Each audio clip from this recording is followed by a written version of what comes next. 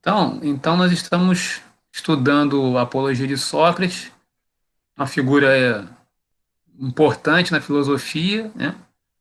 E vou passar a palavra para o Lucas, então, para ele começar a falar aí dos capítulos que ele leu, qual foi a impressão dele. Vou fechar meu microfone aqui. Falou, Lucas? Tá, beleza, tô um pouco nervoso, mas vamos lá. Ó, estamos em casa, é tranquilão, é uma conversa, não precisa ficar nervoso, não. Tá, eu fiz basicamente como se fosse um resumo do 9 e do 10, só que dando a minha opinião. Aí, na primeira parte do 9 ele fala que, tipo assim, ele fala que a palavra sábio foi atribuída a qualidade a ele. Só que ele retruca, falando que o único sábio de verdade era Deus, que era o dono da verdade em si, ele só era um mero homem. Aí, na outra parte também desse texto, ele fala que os filhos dos ricos, eles gostavam de andar com ele e o examinavam, imitavam por conta própria, mas no final pouco ou nada sabem. Isso é, eles não adquiriram que eles não sabem nada, porque não tem como ser o dono da verdade, não tem como saber de tudo. Você apenas é curioso e está disposto a aprender cada vez mais. E eles se achavam o dono da verdade, queriam sempre falar o certo quando não há, porque você não sabe. E daí, aqueles examinados por eles, eles se agarravam a Sócrates, assim como eles, e falavam mal, dizendo sobre um tal de Sócrates que corrompia os jovens. Mas quando perguntava para eles o que o Sócrates fala, o que ele prega, eles não sabiam dizer o certo, porque eles nunca deram valor ao que Sócrates dizia, eles só ignoravam, deixavam de lado. Aí eles diziam que na acusação comum, assim, como os outros filósofos, eles falavam mal, e eles ensinavam as coisas celestes e terrenas e não acreditar nos deuses. Essa era a afirmação que eles falavam. E os que mais foram contra Sócrates foi Meleto, Anito e Licon, se eu não me engano. Acho que são esses nomes. Aí, na parte 10 aqui, ele fala sobre a acusação que Meleto fala sobre ele, que comete crime corrompendo os jovens e não considerando como os deuses que a cidade considera, porém outras divindades novas.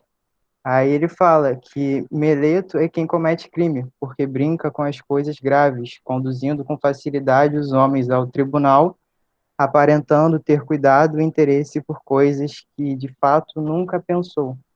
Então, ele fala isso. E esse é basicamente o meu resumo. Deixa eu te perguntar, na leitura, quando você foi lendo, né, o que Sim, você achou dessa leitura? Qual foi assim?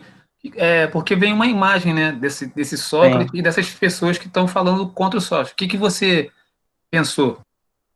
Cara, eu pensei, tipo assim, as pessoas têm muito essa coisa de querer mostrar uma verdade, de querer se esconder atrás de uma capa, de não mostrar, não querer saber,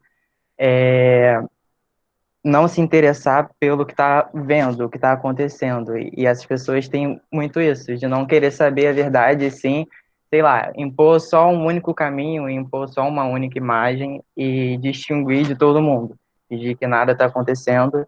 E Sócrates, ele retrucava essas coisas. Ele era curioso, ele queria sempre saber mais. As pessoas não gostavam do novo, assim. Então ele sempre foi o isolado porque ele era apenas curioso.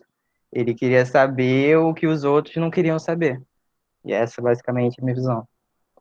Então é legal porque você está falando, você concorda comigo então que a Sim, gente lendo o Sócrates, a gente pode olhar para coisas que acontecem hoje no sim, nossa realidade? sim, basicamente isso. A nossa realidade é muito assim. E as pessoas querem impor isso e não conseguem olhar para o outro, não conseguem admitir a visão do outro, elas ficam só presas na própria bolha e não conseguem acreditar na palavra do outro, só tendo provas, as coisas assim e tal. Mas às vezes a base da confiança, um pouco entender. retrucar junto com a pessoa, ter uma conversa é bom às vezes também. Muito bem, tá vendo? É nesse sentido, Lucas e colegas que estão assistindo, ouvindo a gente, é que a gente está fazendo a leitura do Sócrates, né? Vocês também precisam entender que todo o texto que a gente pega para ler, ele nos dá a possibilidade de pensar a realidade. Filosofia, né, que nós estamos fazendo, é nesse sentido, não é para guardar a data que o Sócrates nasceu, onde viveu. Isso você vai no Google, dá um Google lá, você vai descobrir, né? O que você acabou de falar aqui, Lucas, né? O que a gente está pretendendo é pegar o texto do que o Platão escreveu, porque o Sócrates não deixou nada escrito, né? Quem escreveu foi Platão. Essas ideias, né, que estão no texto, fazer com que a gente olhe para a nossa realidade hoje, né? Então, o próximo capítulo, que é o capítulo 11, vai com o Nicolas, né? Eu acho que ele vai falar de quem estava acusando ele, não é isso? Nicolas, é contigo aí, Nicolas. Tá, é só um momento que eu tô abrindo aqui o arquivo. Beleza. Mas isso é muito interessante, né? A gente estudar a forma como a gente estuda o texto, né? Atra...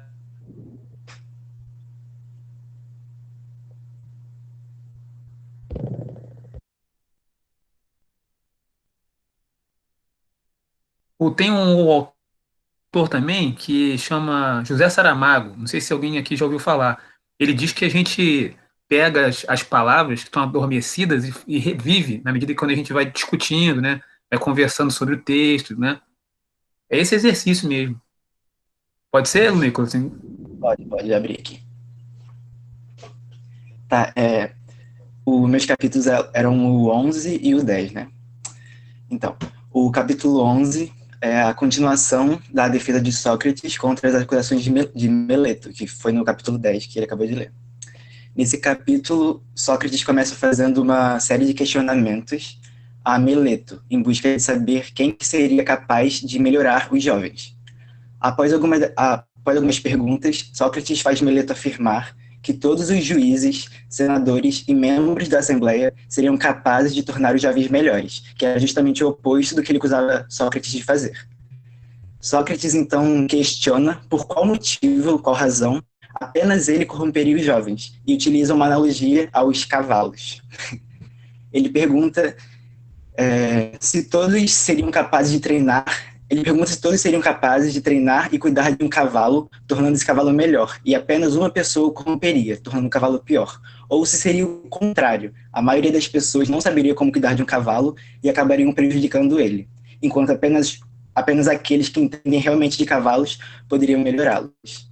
Essa Ele analogia finaliza... aí, peraí, Nicolas, Oi? essa analogia depois, né? Depois a gente comenta, que é uma analogia interessante, né? Sim, sim. Eu vou falar isso na conclusão também. É, ele finaliza dizendo que seria Agora, ó, assim que Nicolas, todos... Nicolas, desculpe te interromper. Vai com calma, tá tranquilo, você tá indo bem. Obrigado. Ele finaliza o capítulo 11 dizendo que seria assim para todos os animais, e que seria muito bom se apenas um fizesse mal aos outros, mas não era isso realmente o que acontecia, como afirmava Meleto e Anito, não sei como que fala o nome dele. Sócrates também afirma que Meleto nunca se preocupou com os jovens e nem parou para pensar sobre o que ele acusava de fazer. Esse é o capítulo 11. No capítulo 12, Sócrates diz que não faria sentido ele corromper os jovens por vontade própria, pois, segundo ele, ao corromper os jovens, esses mesmos poderiam causar algum tipo de dano a ele próprio, e ele não ganharia nada com isso.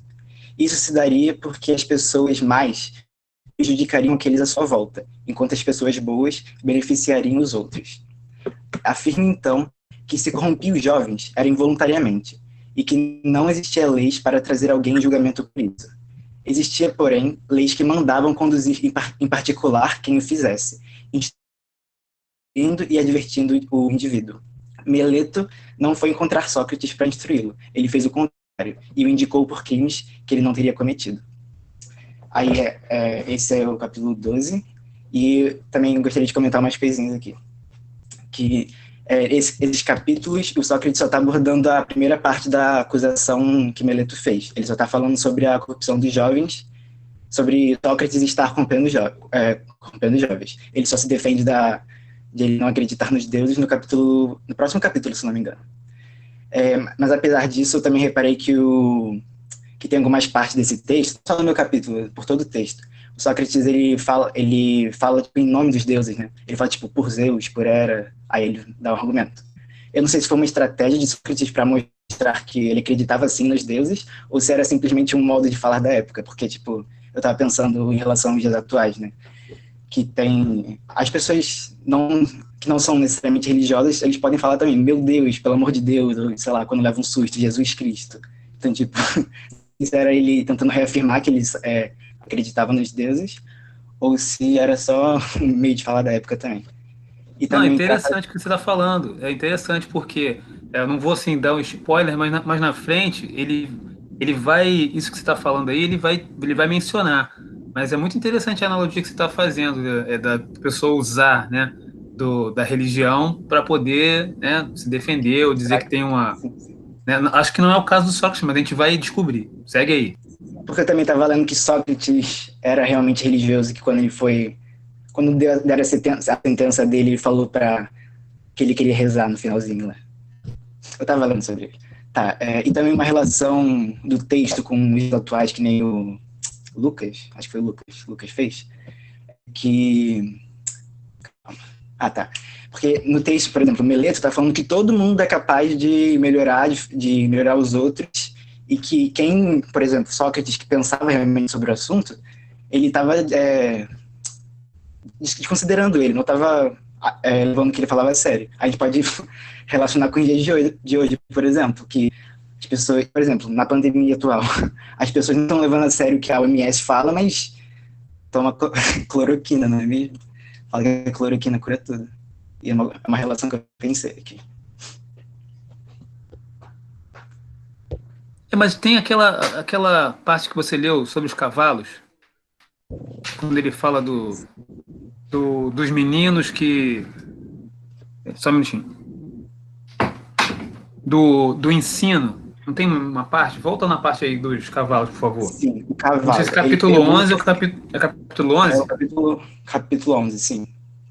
Ele pergunta se todos seriam capazes de treinar e cuidar de um cavalo, tornando esse cavalo melhor, e apenas uma pessoa o corromperia, tornando o cavalo pior. Ou se seria o contrário, a maioria das pessoas não saberia como cuidar de um cavalo e acabaria prejudicando ele, enquanto apenas aqueles que entendem de cavalos poderiam realmente melhorá-los. É isso. Então, aqui é muito interessante, né? Porque ele diz pra gente, olha, será que uma pessoa é capaz de corromper todos? Ou todos, né, que corrompem? Ele está ali, né, mostrando de uma forma hábil, né, querendo confrontar o seu acusador de uma forma lógica também, né? Sim, sim. E Acho essa também, parte muito o que eu interessante. percebi Fala. também, porque ele fala que o mais lógico seria o que quem entende de cavalo iria conseguir realmente melhorar o cavalo. E quem não sabia, não saberia como lidar. Isso que eu estava falando com a relação do MS e do presidente. Você fez uma outra analogia, né? Eu fiz aqui, falei exatamente o que está escrito, mas você fez uma boa analogia trazendo para a atualidade. O exercício é esse, entendeu? A gente pegar o texto, né, entender o que ele está. É óbvio. Isso que a dificuldade da filosofia é isso que você acabou de falar também, na questão religiosa. Poxa, eu não sei se ele está usando isso porque era um hábito da época, falado sobre os deuses, ou se ele realmente cria, né? Mas a gente vai descobrir que sim, né? Né? Mais na frente ele vai dizer. Mas o exercício de investigação e análise é essa que vocês estão fazendo. Vocês estão indo muito bem. Quer comentar mais alguma coisa para finalizar aí? Ou tem mais alguma coisa para falar para gente? Não, acho que é isso. Já teve a conclusão? É isso mesmo. Muito Pode ir bem, muito próximo. bem. Quem é a próxima para falar? É Yasmin? Sou eu, isso. E Yasmin, seu capítulo é a 13 e 14? Isso, 13 e 14. E aí, vamos lá, vou desligar o meu microfone aqui. Você fala com calma, vai Tá tranquilo. É um papo, é um papo. Tá. Eu foi um resumo aqui dos dois capítulos e eu vou ler aqui. No capítulo 13, o Sócrates ele tenta provar que Meleto ele nunca prestou atenção no que ele dizia. Porque Meleto o acusou de não acreditar em deuses e de corromper os jovens. E aí, Sócrates, ele diz que ele não é de todo ateu, porque ele acredita em outros deuses. E aí, ele pergunta para Meleto se Meleto acusa de não crer ou de crer em outros deuses e ensinar os jovens. E aí, Meleto diz que acusa ele porque ele não crê. E aí, Sócrates fica rebatendo e ele diz que, assim como todos da época, ele crê que o Sol e a Lua são deuses. E aí eu acho interessante que os dois eles seguem nessa dinâmica de Meleto acusa e Sócrates rebate. E aí Sócrates geralmente rebate com uma pergunta que contradiz o que Meleto disse. E aí Sócrates termina o capítulo, eu gosto de falar que terminou debochadamente, porque ele diz que Meleto foi um indigno de fé, um arrogante e um imprudente. E aí ele continua dizendo que Meleto se contradiz, e aí ele fala que é como se Meleto dissesse que Sócrates comete crime porque ele não acredita em deuses, mas acreditando nos deuses ele comete crime. E aí isso, na verdade, é fazer zombaria, assim como ele disse. Aí no Então, capítulo 14, Yasmin, isso que você falou aí, você falou, você destacou, né, como se você estivesse debochando. Na verdade, só que está fazendo uma ironia, né? isso, uma ironia. E aí, no capítulo 14, o Sócrates ele começa pedindo para que as pessoas não façam rumores, porque ele vai começar a trazer comparações e comparações um tanto quanto diferentes até. E aí, uma que me chamou a atenção foi que ele disse que existem por acaso homens que acreditam que há coisas humanas e que não há homens. E aí ele prossegue dizendo a Meleto que que Meleto não pode dizer que ele é incrédulo e acusar de não acreditar em coisas demoníacas, acusar de acreditar em coisas demoníacas, porque se ele acredita em coisas demoníacas, logo ele vai acreditar em coisas divinas. E aí Sócrates ele diz que Meleto é um homem de mente restrita, porque Meleto na comparação de Meleto ele diz que é a mesma pessoa que acredita que a mesma pessoa acredita em coisas demoníacas é, no caso, o ateu, no caso, o Sócrates. E aí Sócrates diz que não, que se ele acredita em coisas demoníacas, assim como Meleto diz, ele, logicamente, acredita em coisas divinas. E aí ele termina dizendo mais uma vez que a acusação de Meleto não faz sentido, porque ele só se contradiz na própria acusação. E é isso. É muito interessante, né, você ler, né, como é que é bem construído o texto, né? Tem Sim, um, sim. tem um trecho aqui que é muito interessante, que está falando disso que você falou, que essa aqui exatamente ele tenta mostrar a contradição da acusação que lhe é feita, que ele fala assim, Sócrates comete crime não acreditando nos deuses, mas acreditando nos deuses. Acreditar e Isso. não acreditar. Então, isso é uma contradição. Não pode, não é impossível acreditar e não acreditar, né? E aí todas as perguntas que Sócrates faz é contradizendo o que Meleto diz, com as Sim. próprias palavras de Meleto. Eu não sei, assim, eu não estou lembrando aqui, porque eu li várias vezes, mas não estou lembrando. Ele tem desses acusadores que nem responde. Ele vai falando e a pessoa nem responde. Eu acho que é no próximo, não sei. E ele É. fala, ele pergunta para a pessoa e ele fala, poxa, mas ainda bem que você não respondeu. Isso é um sinal de que Sim, é você. no capítulo 14 que ele faz várias comparações. Não é isso? É, isso aí. Aí quando Eu ele acho, pergunta das coisas de homens e os homens é aí que respondem. eu acho que é isso. Eu não tô identificando aqui. Mas, assim, me fala, o que você achou, Amy, quando você foi lendo, na medida em que você foi lendo, o que passou pela sua cabeça? Eu fiquei imaginando a cara de Meleto enquanto Sócrates ia rebatendo exatamente tudo que ele falava, Sócrates tinha um argumento em cima. E aí Sócrates acusava Meleto das coisas que Meleto tinha acusado ele. E aí toda vez que ele falava alguma coisa, Sócrates rebatia com a pergunta. E aí ele sempre tinha um argumento, eu achei isso muito interessante. E mais interessante ainda que ele geralmente termina com, digamos que, ofensas a Meleto, os capítulos. Agora, deixa eu perguntar uma coisa para todos vocês, né? Muito mais interessante, porque né, eu falei sobre isso, dei uma aula sobre isso no início lá, quando falamos sobre método dialógico do Sócrates, dei uma introdução sobre apologia, mas não é muito mais interessante a gente visitar o texto e compreender de onde vêm as ideias?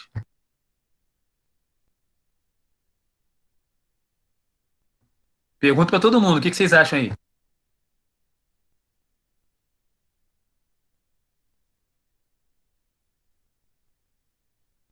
O Miguel colocou um negócio aqui. O interessante mesmo é o fato dele mesmo refutando todas as acusações, mesmo condenado, né? Mesmo ele refutando as acusações, ele ter sido condenado, né? Bom, a gente vai chegar lá. E aí também vai ser um motivo para a gente discutir, né? A gente fica em aberto, né? Por que que, afinal de contas, teve esse desfecho? A história teve esse desfecho. Mas vocês ainda não me responderam. O que que vocês estão achando de fazer a leitura do texto do Sócrates, depois de ter tido a aula? Tá me ouvindo, Bruno? Repete aí, Mesquita. Não, tô vendo se dá para me ouvir, que o microfone aqui tá meio zoado. Estão ouvindo, estão ouvindo. Não, eu só queria comentar, né? Tô gostando, é legal, porque esse conhecimento aí de Sócrates a gente acaba absorvendo para a gente, que isso dá para levar para nossa vida hoje em dia. Até mesmo pelo fato da gente ajudar a gente a pensar sobre algumas coisas que tem na nossa vida, a gente refletir um pouco, não aceitar qualquer tipo de informação, até em coisas básicas que a gente já conversou aqui em algumas aulas sobre o fato das fake news, tipo, são coisas bobas. Teve uma época aí, aqui na pandemia mesmo, estava falando lá, tinham falado que a boneca Annabelle tinha sumido. Aí tava todo mundo fazendo meme, tinha gente preocupada e tal. Aí eu vi, né, a notícia, eu falei, não, vou pesquisar. Uma simples pesquisa que eu fiz, olhei lá os sites confiáveis de reportagem e tal, e era só pesquisar, e tava lá dizendo, tal notícia é falsa, da Annabelle e tal. Aí eu falei, gente, é tão simples pesquisar. Tinha gente com medo, preocupada, falando, meu Deus. Pois Annabelle vai é, vir só pro você procurar Brasil. um pouquinho que você desfaz, né? Mas É algo as tão pessoas básico. não fazem isso. Só isso mesmo que eu tinha batido pelo menos por enquanto. E Lucas e o Nicolas. O que vocês estão achando de fazer essas leituras aí, Nicolas e Lucas? Uma coisa que eu percebi também é que esse texto, porque tipo, é antigo, né? Então, pode ser também tradução, porque é grego também. Tem umas partes que é embolado, né? Tipo, tem uma parte que eu lembro, não lembro qual capítulo exatamente, mas é tipo, tem tipo, vírgula palavra, vírgula palavra, uns 3 apostos seguidos assim. Aí é muito confuso umas partes. Aí tem que ficar relendo até entender. Exatamente, a construção é de uma outra forma, a construção, né? A construção linguística. E você vai ver que, por isso que é interessante também, os capítulos eles são às vezes curtinhos, mas às vezes o texto necessita de um cuidado, de uma repetição. Você voltar lá, peraí, como é que ele tá se referindo a quem? Porque o texto, né, ele se refere às vezes ao próprio Sócrates, né, a ele mesmo e ao outro. Então tem que ter maior cuidado na hora de ler, né? Então, peraí, vou passar para o outro. Falta só a Camille, né? Eu vou ler aqui o da Camille, e aí vocês comentam então. Eu vou ler exatamente o que ela me mandou. Achei interessante também né, esse cuidado da Camille, né? Ela avisou que não podia participar e mandou o texto aqui. Poxa, isso é legal. Então, vou ler aqui. Ó. Na primeira parte, capítulo 15, ele está sendo acusado e afirma que as pessoas têm muito ódio contra ele. Capítulo 16, ele fala da morte. Ele diz que a morte pode ser o maior bem para o homem, mas todos temem a morte. Ele fala que é muita ignorância acreditar, saber aquilo que não se sabe. Sócrates agora, é, Sócrates agora não damos crédito a Nito, mas te observaremos, contando que não te ocupes mais dessas tais pesquisas e de filosofar, porque se fores apanhando ainda a fazer isso, morrerás. Ele responde dizendo que ama o povo, mas enquanto estiver na posse das faculdades mentais, ele não irá deixar de filosofar. Ele diz que Deus manda ele fazer isso. No final, ele fala que não devemos nos preocupar exclusivamente com o corpo, mas sim com a alma, para que seja melhor. Se falando assim, eu corrompo os jovens, tais raciocínios são prejudiciais. Mas se alguém disser que digo outras coisas, que não estas, não diz a verdade. Por isso vos direi, cidadãos atenienses, que segundo Anito ou não, absolvendo-me ou não, não farei outra coisa, nem que tenha que morrer muitas vezes. Aí ela colocou aqui, entendi só um pouco, vou ler esse livro depois com calma, para entender melhor. Aqui, nesses 2 capítulos, né, que a Camille mandou o resumo, tem coisas muito interessantes, né? O Sócrates coloca questões importantes, questões que dizem respeito à nossa preocupação com o nosso interior, ou a preocupação, por exemplo, com o fato de que todos nós morreremos, né? E se nós vamos morrer, como devemos levar a vida? Ele, né, não está assim, não está explícito, né, mas você pode tirar desse trecho, né, esse pensamento, né? Se todos nós, se um dia eu vou morrer, como eu devo levar a vida então? Aí eu não sei ainda se nós passamos por isso, mas ele fala: toda vida, né, deve ser examinada, senão não vale a pena ser vivida. Não sei se nós já passamos por isso já. Qual foi o outro ponto que ela falou? Ah, ele diz que não interessa o fato de, mesmo que eu seja absorvido, né, a condição, se a condição para que eu seja absorvido seja de não filosofar, eu prefiro a morte. Olha só, ele coloca, aí é um pouco respondendo o que o Miguel falou, né? Ele fala, o Miguel coloca aqui, interessante, né, que mesmo o fato dele tá refutando todas as questões, né, ele é condenado. Mas olha o que ele diz aqui: mesmo que eu seja absolvido, se a condição para essa minha absolvição for não filosofar, não questionar, não fazer isso que eu estou fazendo, então eu prefiro a morte, né? Isso é interessante, de colocar. Ele é firme, né, na convicção dele. Deixa eu ver uma outra coisa que eu posso destacar aqui desse trecho. 15 e 16, né? Peraí. O 16, ele é mais longo, ele é um pouco mais complexo. Deixa eu ver aqui. Peraí.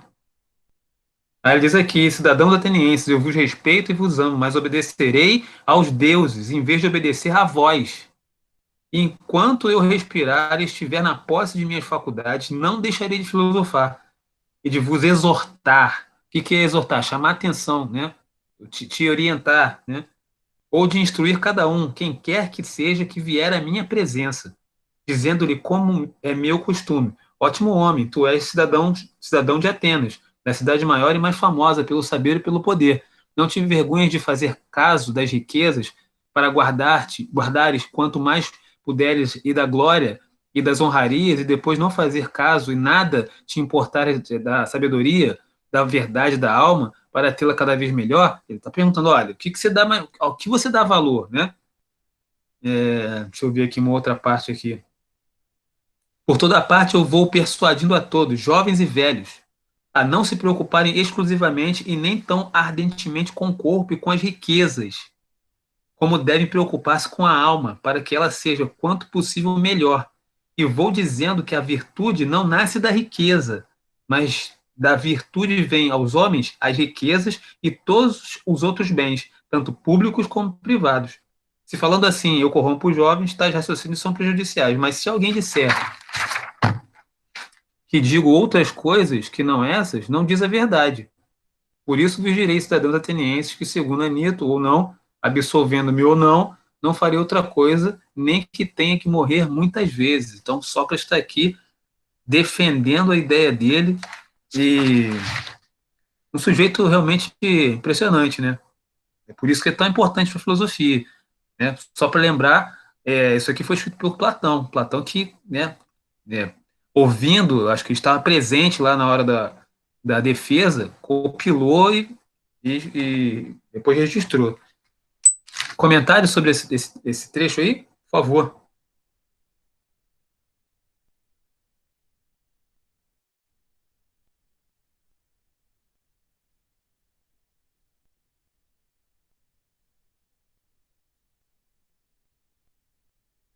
Aqui, o trecho da morte aqui é muito interessante. Pois que, ó cidadãos, o temer a morte não é outra coisa que parece ter sabedoria não tendo. É de fato parecer saber o que não se sabe. Ninguém sabe, na verdade, se por acaso a morte não é o maior de todos os bens para o homem. E, entretanto, todos a temem, como se soubessem, como certeza, o que é o maior dos males. E o que não é, o que é, senão ignorância. De todas as mais reprovável acreditar saber aquilo que não se sabe. Aqui, mais uma vez, Sócrates chamando a atenção, né? Aquele que acha que sabe, na verdade não sabe nada, né? Aquele que tem conhecimento, consciência da sua ignorância é o que tem a possibilidade de aprender. Por isso, então, voltando mais uma vez lá, lembrando que a dúvida é muito mais interessante, né, para a filosofia, né, do que a certeza, sim, né, nesses termos, de você ter a possibilidade de aprender, né. Eu, por mim, ó, cidadãos, talvez nisso seja diferente da maior parte dos homens, eu diria isso, não sabendo bastante das coisas do Hades, que é um dos mortos, delas não fugirei. Mais uma vez aqui, ó, ele está aqui falando o que ele disse lá, lá adiante, né? Não vou deixar de filosofar mesmo que eu tenha que morrer por isso. Mas fazer injustiça, desobedecer a quem é melhor e sabe mais do que nós, seja Deus, seja homem, isto é que é mal e vergonha. Não temerei nem fugirei das coisas que não sei, se por acaso não são boas em confronto com as más, que sei que são más. Anito disse que ou não se devia, desde o princípio, trazer-me aqui, ou uma vez que me trouxeram, não é possível deixarem de me condenar à morte, afirmando que, se eu me salvasse imediatamente, os vossos filhos, seguindo os ensinamentos de Sócrates, estariam de fato corrompidos. Mas se me absolvesseis, não cedendo a Nito, se me dissesseis, né, Sócrates, agora não damos crédito a Nito, mas te absolvemos, contanto que não te ocupes mais dessas tais pesquisas e de filosofar, porque se fores apanhado ainda a fazer isso, morrerás. Se, pois, me absolvesseis sob tal condição, eu vos diria. Aí ele fala, né, não vou abrir mão, prefiro morrer a deixar de filosofar. Eu acho que hoje, por hoje, né, nós conseguimos aí ver alguns aprofundar um pouco mais dessas ideias do Sócrates, né? Como é, porque vocês estão vendo, ele está indo num crescendo, né? A defesa dele está indo, vai se avolumando e vai colocando questões, né? A questão da morte, né? A questão do que você dá valor, é a riqueza, né? São os valores, né? Quais são os valores e mais importantes, né? A sabedoria, né? De onde vem a sabedoria, de fato, a sabedoria. Né? Isso que o Lucas falou aí sobre, né? As pessoas se escondem, né? Elas se escondem e como na maior parte as pessoas na maior parte não pesquisam, não leem, não se alimentam de informação, boa informação, então abre espaço para uma série de maluquices, né? De reproduções de mentira, né? Mesmo a manutenção de poderes, né? A gente vai por isso que o Sócrates foi tão criticado, né? Ele fala, arrumei muitas inimizades, né? Porque ele, na medida em que ele ia perguntando, ele ia questionando, ele começava a incomodar alguns esquemas que já estavam já organizadinhos ali. Então, isso também traz, a gente pode pensar na nossa realidade também. Então, na verdade, a ideia da aula de filosofia, né, que nós estamos fazendo, é visitar o texto e fazer com que esse texto, qual o sentido que esse texto tem para a gente hoje, né? Não é para a gente ficar decifrando o que aconteceu lá. A gente tem a partir dele, a gente pode pensar na nossa realidade. Para isso que a filosofia serve. E aí, meus queridos, o que vocês estão achando? Eu, por mim, já dei por terminada essa aula. Só queria comentários de vocês aí. Mas antes de terminar, deixa eu ver aqui quem é que está no, na nossa listinha aqui. Ó, temos 11 alunos, muito bem. A Beatriz Costa já falou? Já falei. Já. Beatriz Conceição já falou? Não, professor, ainda não. Não, ok, que beleza. Então, peraí, deixa eu ver quais são os capítulos que vou separar para você.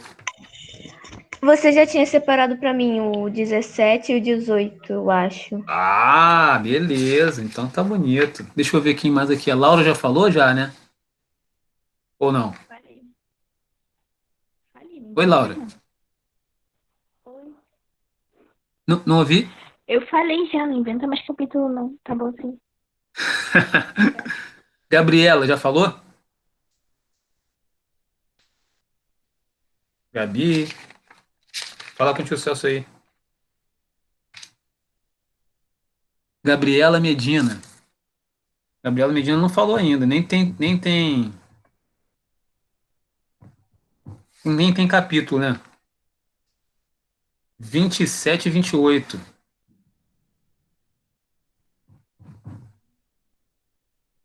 Eu viajo muito lendo, mas é para isso mesmo, Laura.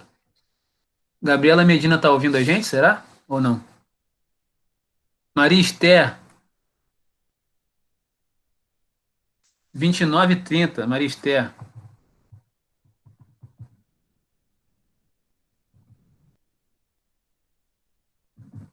Ouviu aí, Maria Esther? Vê se tá certo aqui. Então, peraí, 16, 18, 19, 20, 22, 23, 24, 25, 26, 27, 28, 29, 30. Então, vou aqui repetir, então, os alunos que vão falar nas próximas aulas. Beatriz Conceição, 17 e 18. O Cláudio, que não está aí hoje, 19 e 20. Alisson, 21 e 22. Eduarda Torres, 23 e 24. Gabriel Alves, 25 e 26. A Gabriela Medina, 27 e 28. E a Maria Esther, 29 e 30. Anotou aí, Maria Esther?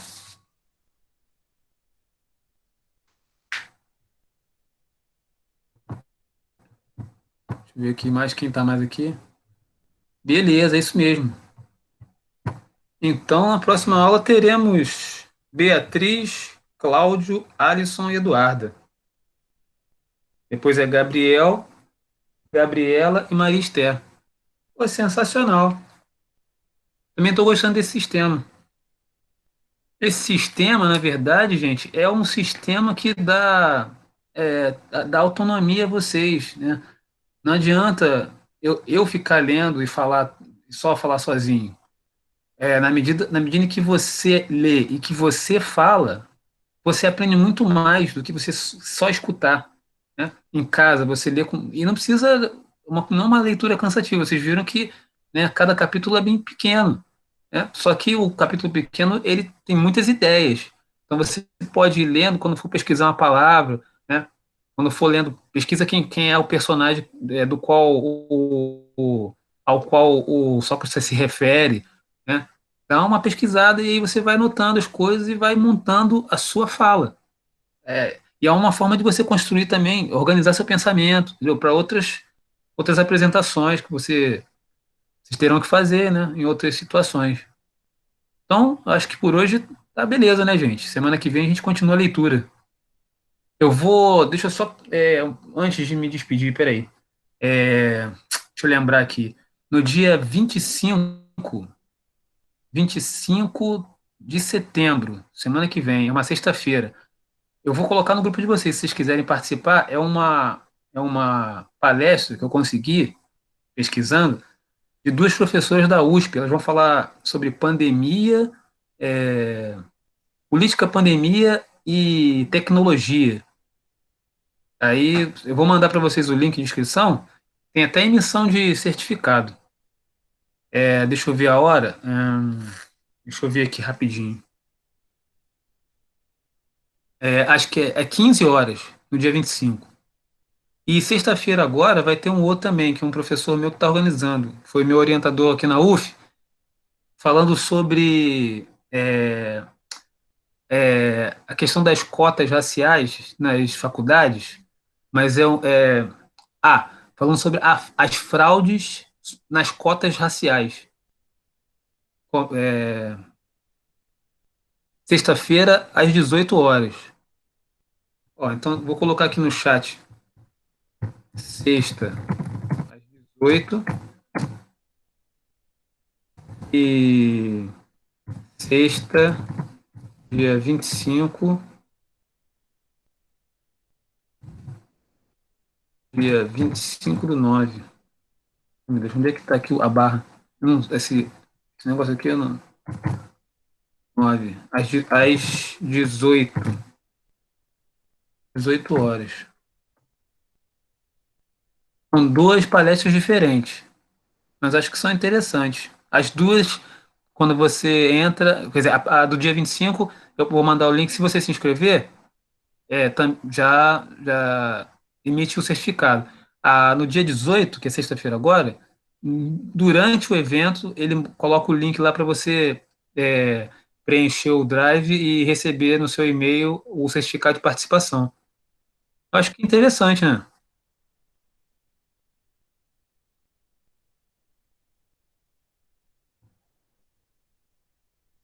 Então, beleza, meus queridos.